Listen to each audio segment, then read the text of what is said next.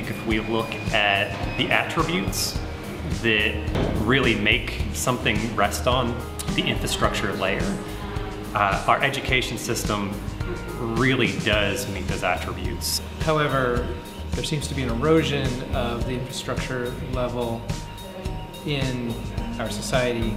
We're not investing as much money as we used to at that level in any sphere. The commerce level seems to have overtaken so much of our society. That could be at the root of some of the erosion of our education system. Teachers cost a lot of money. There are a lot of us.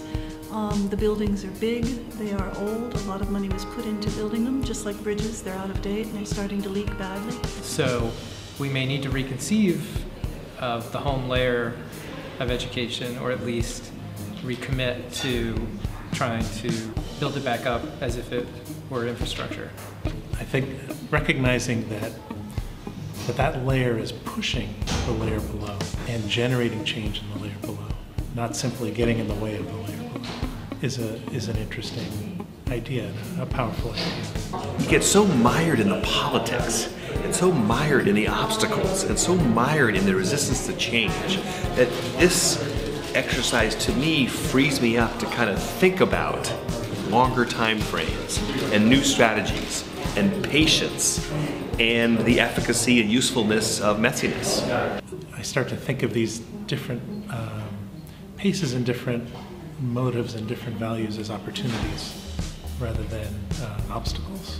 We get frustrated a lot of times that education is slow to change, and that if we actually work through the PACE layers, you can see the different areas of where you can get quick change in education, more at the top, you know, around fashion and commerce.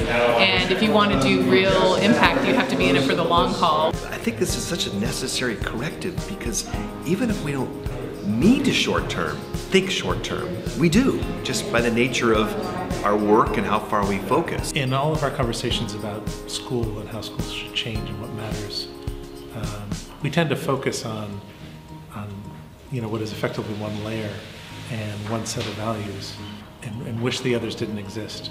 And I think the realization that all this is at work all the time, and all this is necessary.